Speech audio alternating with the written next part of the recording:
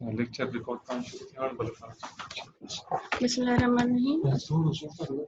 Assalamu alaikum class. I'm Dr. Sabina here. I'm continuing the femur bone. Last week I just started but didn't finish. Okay, you have to be very quick. As you know, there's a lot of syllabus and we have not enough time. From next week, I will be start the upper limb and the lower limb will be continued by Sir Hafiz. So this is my last lecture. As I already told you, the femur is the longest, heaviest and बेटा आज आप सिर्फ know how ले लो थोड़ा कि मतलब bone क्या है उसमें आप कैसे आइडेंटिफाई कर सकते हो. ज़्यादा आप फिलहाल जैसे खुद पढ़ोगे तो आपको समझ आएगा. अभी आप सिर्फ नो हाउ ले लो, ठीक है. कंफ्यूज नहीं होना, परेशान नहीं होना, सब कुछ सही हो जाएगा इंशाल्लाह. इंशाल्लाह सितंबर में अगर खुल भी जाती हैं यूनिवर्सिटीज़ तो हम 1-2 दिन में सारी बोन्स विजुअली करके आप लोगों को क्लियर करा देंगे. हम बैठे हुए हैं, आप परेशान ना हो. बस जितना है आप सिर्फ उनको मतलब कंसंट्रेट करके समझ ले, ठीक है बेटा. The femur is the longest, heaviest, strongest bone of the body present in the thigh. It's around 18 inches, about quarter of the height of the individual, and the upper end articulates with the hip bone to create the hip joint. At the lower end, it articulates with the patella and tibia. The femur conducts body weight from the hip bone to the tibia in standing position. As already I show you, this is the femur's anterior view, and this is the posterior view.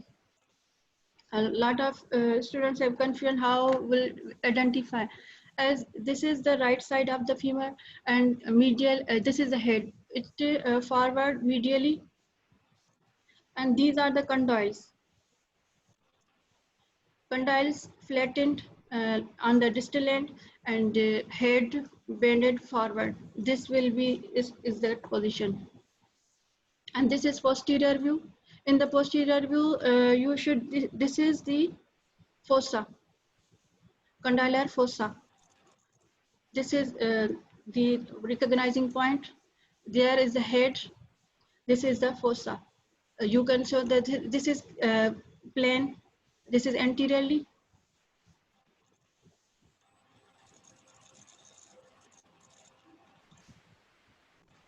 And this fossa, deep fossa, this is posterior view. And there is another thing which I told you later. Femur is composed of the 3 parts: upper end, shaft, and lower end. Upper end contains the head and neck. This is the upper end or the proximal part, and this is the middle third, and this is the distal third.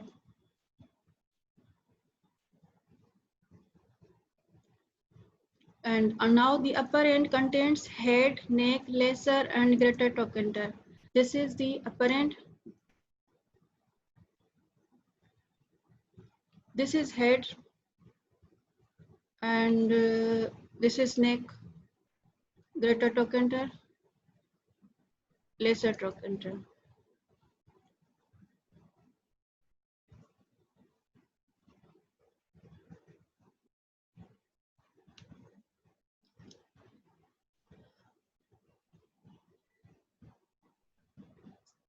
Now side determination. The upper end bears a rounded head. This is the rounded head. Clear? Whereas the lower end widely expanded to form 2 large condyles. The head is directed medially. This is medially. This is the left shaft femur. Cylindrical shaft is convex forward. The head is directed medially, upward and slightly forward. Shaft is directed obliquely downward and medially so that the lower surface of the 2 condyles of the femur lie in the same horizontal plane. Joints of the femoroaccipitabular joint, hip joint, and femorotibial joint, knee joint. And it also articulates with the patella. Now head. Head, it articulates about 2/3 of a sphere, and it articulates with the acetabulum of the hip bone to create the hip joint. It is covered with the cartilage except a central pit fovea. This is the central pit called fovea. It presents just below and behind the center where the ligament of the head of the femur, ligament teres, attached. This is fovea, which provides attachment for the ligamentum teres, and this attached to the acetabulum of the pelvis and helps to stabilize the hip joint. Neck. Now, neck is the 5 centimeter long and attaches the head with the with all the shaft. It is directed upward, medially, and somewhat forward. The angle between its lower border and the middle border of the shaft is termed the neck shaft angle, which is 110 to 120 degree. Neck connects the head with the shaft and is about 3.7 centimeter long. Neck has 2 borders and 2 surfaces. This is upper border, lower border.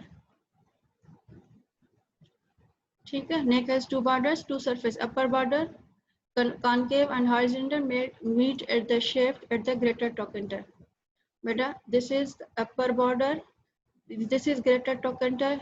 It meets here with the greater trochanter. This is the lower border, and this is the lesser trochanter. Here it meets with the lesser trochanter. Clear? 2 surfaces.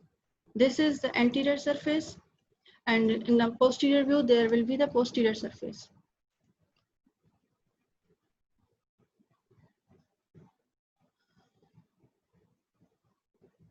Posterior surface, posterior surface, it meets the shaft at the intertrochanter crest. This is the intertrochanter line. On the anterior surface there is the intertrochanter line. This is the posterior surface, and this is the intertrochanter crest. Posteriorly it meets with the intertrochanter crest, anteriorly it meets with the intertrochanter line.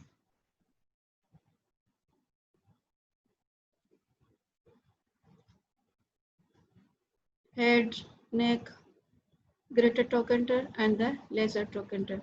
This line is the intertrochanter line. Now focus on this green area, greater trochanter. See the area of the greater trochanter. Now I'm telling you about the greater trochanter. Greater trochanter is quadrilateral elevation. See, this is elevation projection, and upward from the lateral aspect of the junction of the neck and shaft. This is neck, this is shaft, and there is a junction between the neck and shaft, and here is greater trochanter. Its upper and posterior part is bent backward medially and overhangs the neck. Its lateral surface has an oblique rough ridge which separates 2 smooth areas.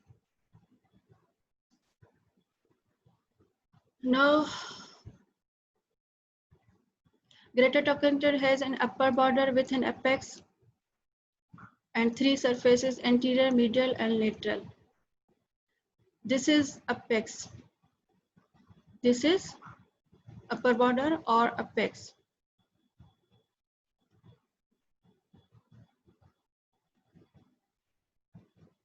Here is the medial surface.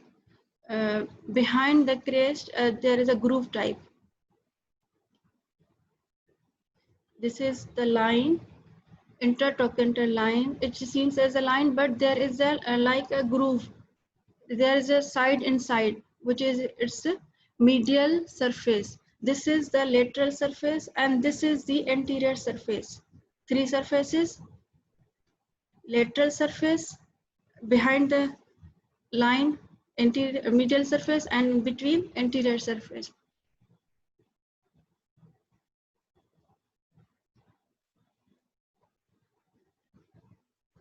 Lateral surface has an oblique rough ridge which separates two smooth areas. This is the oblique rough edges.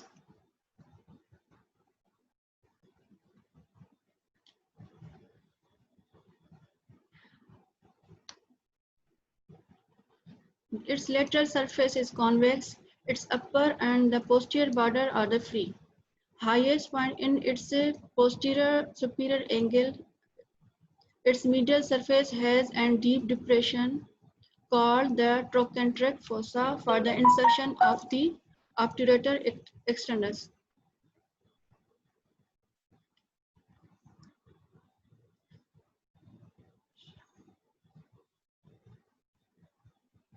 बेटा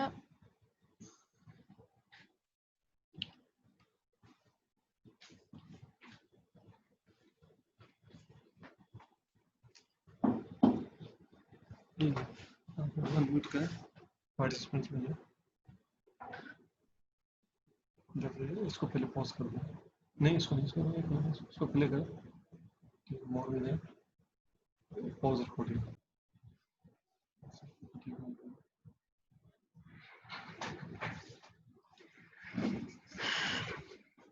बेटा ये इसका lateral surface है, ये इसका medial surface है और ये इसका एंटीरियर सरफेस है। ठीक है, यहाँ जो येलो एरिया है इसके नीचे एक फोसा बना हुआ है। ठीक है, एक पॉकेट टाइप है जिसको हम कहते हैं इंटरट्रोकेंट्रिक फोसा। ठीक है, वो इसका एंटीरियर सरफेस मीडियल सरफेस है। इसका बॉर्डर तो सिर्फ एक ही है, ये इसका अपेक्स जो है वो इसका बॉर्डर है। ये इसका लेटरल सरफेस है, ये इसका मीडियल सरफेस है और ये बीच वाला एंटीरियर। Now clear?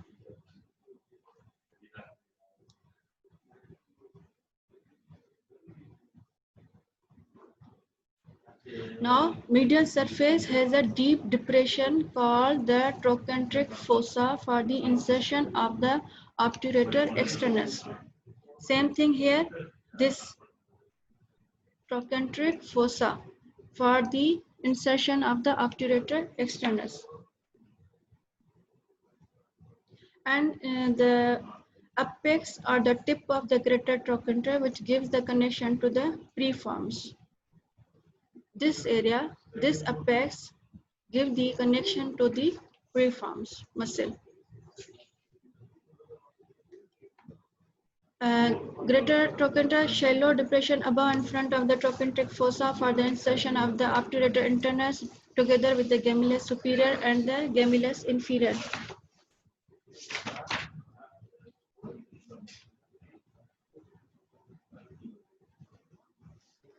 बेटा अगर आप लोगों के पास ये ह्यूमन एनाटॉमी जो है लोअर लिम्ब वाली वॉल्यूम 2 है, ठीक है, उसमें पेज नंबर 18 पे जो फीमर की पिक्चर्स बनी हुई है ना, anterior view and posterior view, I am repeating regional and applied dissection and clinical, जो BD चौरासिया की ह्यूमन एनाटॉमी है लोअर लिम्ब की, उसमें आपको पेज नंबर 18 पे फीमर की पिक्चर्स हैं 2.10, ठीक है, और 2.11। 2.11 पे आपको ग्रेटर ट्रोकेंटर की अटैचमेंट जो है वो समझ आएगी कि इंटरनस विथ टू गेमिलस कैसे है या ग्लूटस मीडियस कहाँ है, उस पे मार्क की हुई है, आपकी थोड़ी कंफ्यूजन वहां से दूर हो जाएगी। ठीक है,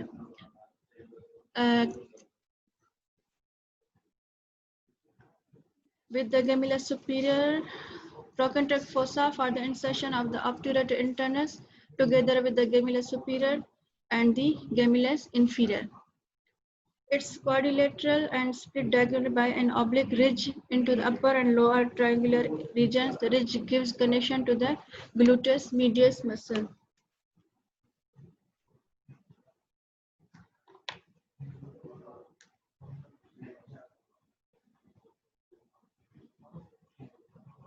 Here is the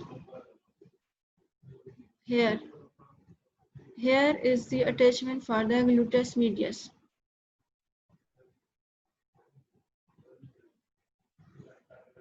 The triangular region anterior and posterior to the ridges are associated with the trochanter bursa of the gluteus medius, and maximus. Now, lesser trochanter. Lesser trochanter is a conical projection rising from the posterior medial surface of the neck of the shaft and angle. It is directed medially. Its apex gives connection to the psoas major.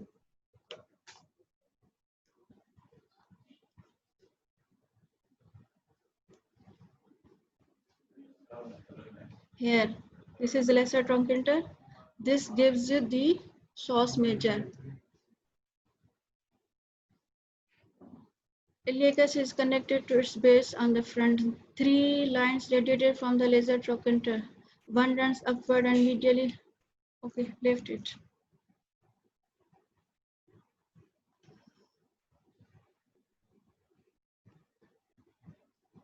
Just see, this is head, this is neck, this is greater trochanter, this is the lesser trochanter, and in between this is the intertrochanter line.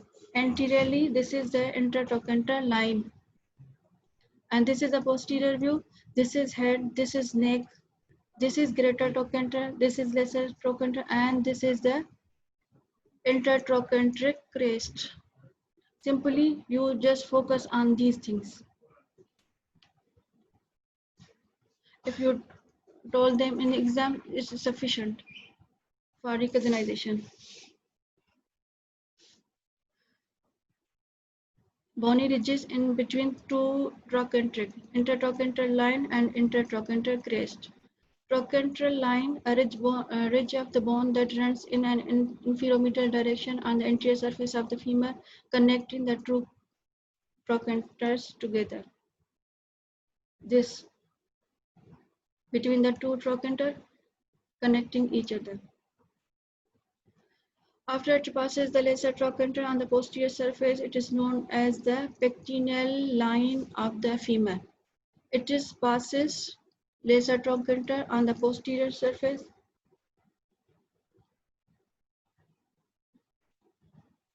Now, this is the pectineal line. Posteriorly, crest comes, it becomes pectineal line, this side. Okay.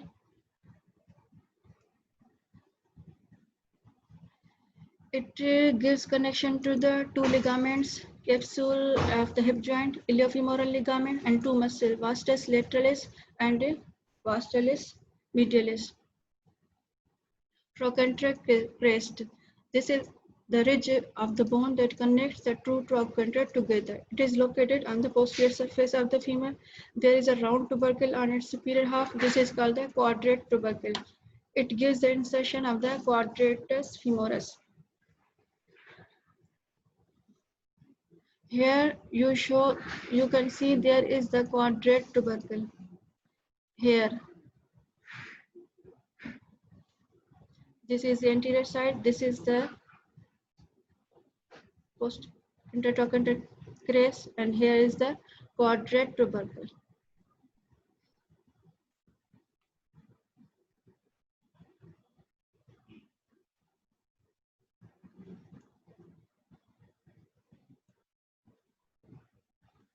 Now, shaft of the femur. Shaft of the femur is the cylinder in the mid, expands in the upper 1/3 and flattened in the lower 1/3. 3 surfaces, anterior, medial, and lateral. Middle third of the posterior border is represented, middle third of the posterior border.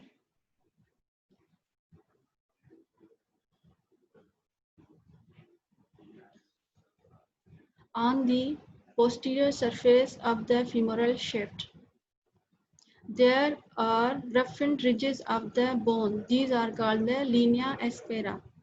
बेटा ये है शेफ्ट, ठीक है। शेफ्ट का posterior view, anteriorly नहीं, posterior view में आपको एक रफिन्ड रिजेस ऑफ द बोन, मतलब आप जब बोन उठाओगे तो आपको ये चीज फील होगी, बाकायदा फील होगी, ठीक है। इसको हम कहेंगे, ये यहाँ से है लीनिया एस्पेरा, रफिन्ड रिज है जिसको हम कहेंगे Linnaea aspera.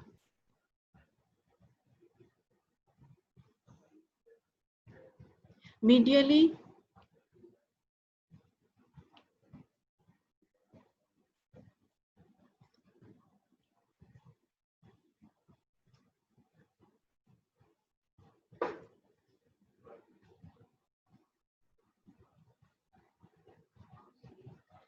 it has an inner line, outer line and intermediate area, ठीक है।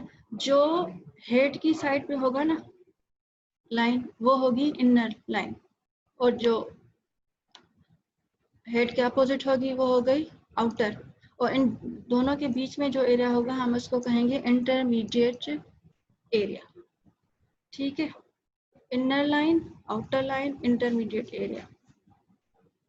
Medial border of the linea aspera becomes the pectineal line. Same.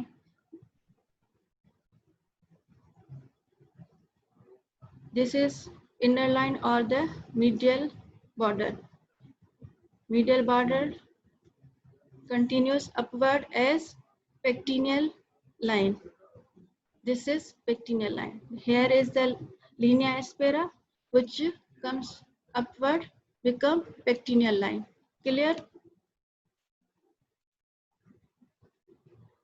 And its lateral border becomes the gluteal tuberosity.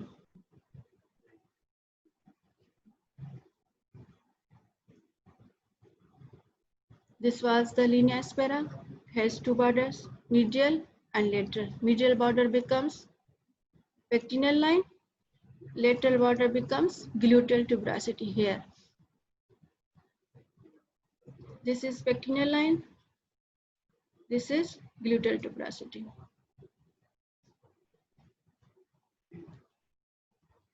Distally, this was the proximal, means in the upper end. Now lower end, the linea aspera widens and forms the floor of the popliteal fossa. This is popliteal fossa. On the distal end, it forms the floor of the popliteal fossa. The median and lateral borders form the medial and lateral supracondylar lines.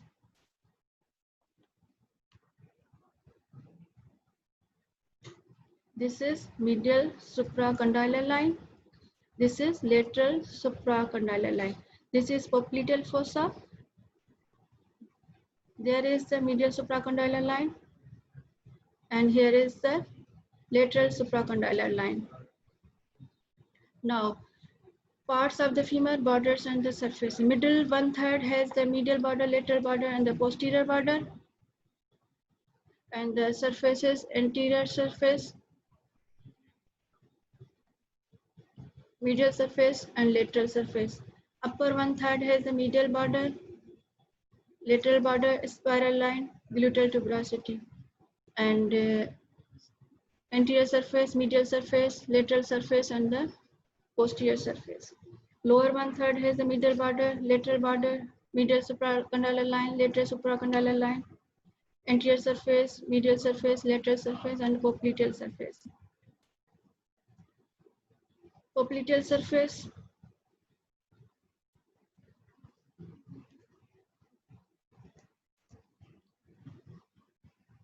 popliteal surface, and this is the medial surface. On the side there's the lateral surface, and on medial side there's a medial surface, and behind them in the anterior view you have the anterior surface.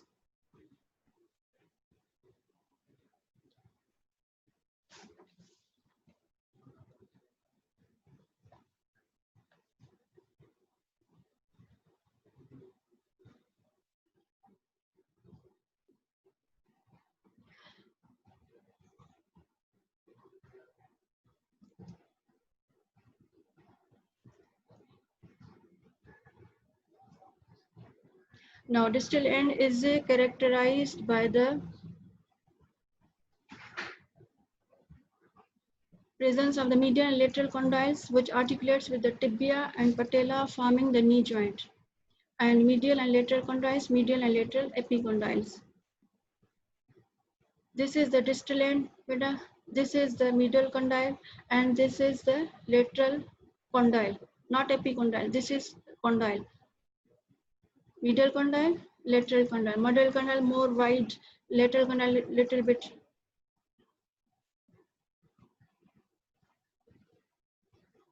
Anteriorly, two condyles are united. Posteriorly, separated by deep gap, termed intercondylar fossa or the intercondylar notch. Intercondylar notch. Here, beta, this is the posterior view, and this is the intercondylar notch or the intercondylar fossa. This is the lateral condyle, and here is the lateral epicondyle. This is medial condyle, and here is the medial epicondyle.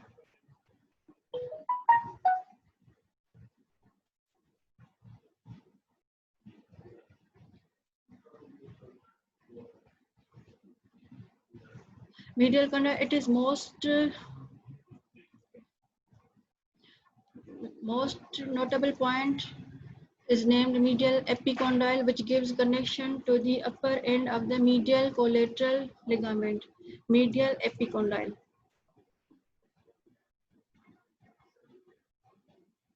Here better, this is medial epicondyle. Okay, this is notable point. This is very wide, and it gives the connection to the upper end of the medial collateral ligament. Projection posterior superior to the medial epicondyle known as the adductor tubercle. Posterior superior to the medial epicondyle. Posterior superior to the medial epicondyle is known as the adductor tubercle.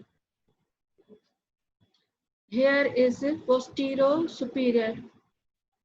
Okay, this is adductor tubercle. You can see this on posterior view. Also, you can see in the anterior view.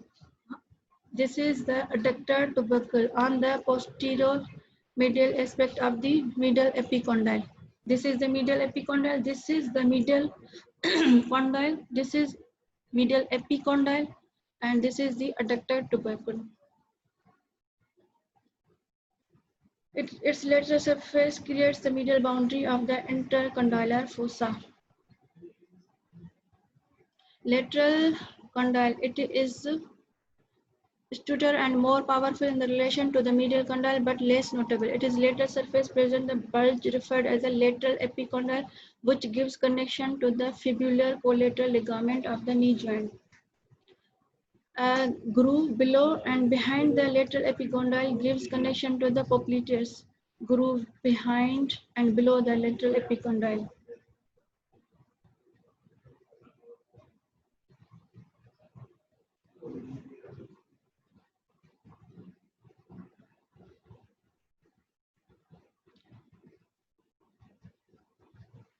ठीक.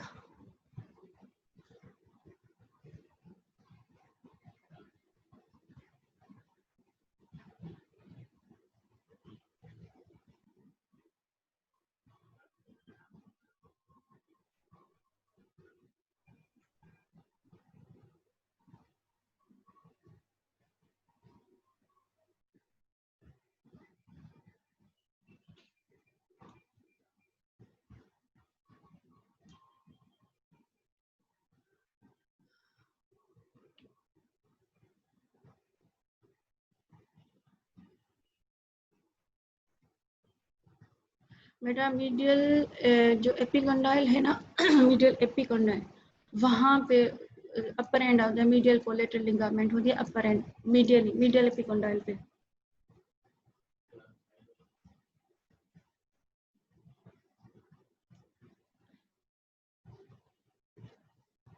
ये आपका medial epicondyle है, ठीक है. यहाँ पे आपका मतलब ये मीडियल ही हो गया ना आपका, ठीक है. मीडियल ही होगा collateral ligament.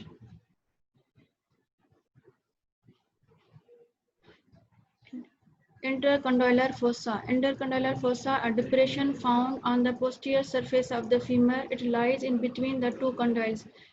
It contains two facets for the attachment of the internal knee ligament. Whether this is the intercondylar fossa on the posterior surface, ठीक है, between two condyles, not epicondyles. Between two condyles, there is the intercondylar fossa. It contains two facets for the attachment of the internal knee ligaments. ठीक है, here is the attachment for the internal knee ligament. Facet for the attachment of the posterior cruciate ligament found on the medial wall of the intercondylar fossa. It is large, round, flat face, whereas the posterior cruciate ligament of the knee attached. Facet for the attachment of the anterior cruciate ligament. But two facets has one facet for the attachment of the posterior cruciate ligament and one facet for the attachment of the anterior cruciate ligament.